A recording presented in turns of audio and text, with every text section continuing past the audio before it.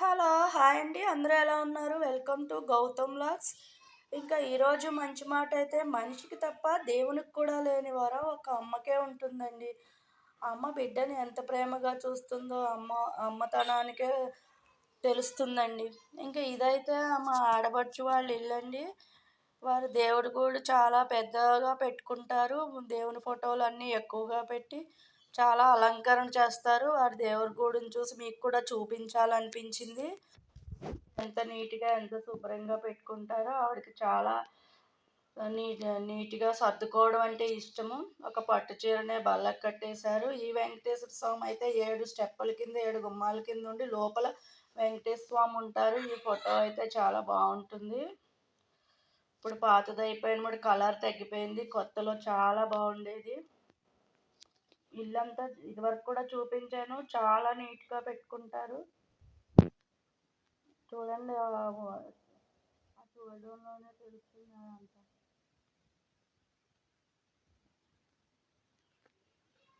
గౌతమ్ పడుకున్నాడు. వాళ్ళకి అరటి చెట్లు ఉన్నాయి. అరటి గెల కాసిందని తీసుకొచ్చారు. ఇదేనండి వాళ్ళ పెద్ద మావయ్య గారు, మా అమ్మాయి పెద్ద మావయ్యది సంవత్సరీకం. పోయిన సంవత్సరానికి సంవత్సరీకాలు చేస్తారు కదా, అదండి. దానికోసం వచ్చాము. ఇంకా ఇలా పొత్తర్లు, పిండ ప్రదానాలు ఉంటాయి కదా, కాయగూరలు, ఆకుకూరలు, గుమ్మడికాయలు, చామదుంపలు అన్నీ పెడతారు. ఎవరి స్తోమత కొద్దీ వాళ్ళు పెడతారు. 18, 21, 24, 27 అలాగా. వీళ్ళు 22 పత్తర్లు పెట్టారు. అన్ని దానాలు ఇస్తారు. బాగానే చేసుకున్నారు వారి స్తోమత కొద్దీ.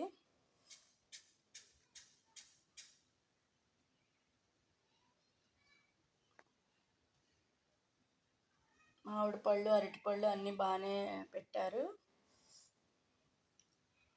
ఇంకా సంవత్సరానికి ఒక్కసారే తద్దినమని పెడతారు ఈ సంవత్సరికాలు అయిపోయిన తర్వాత.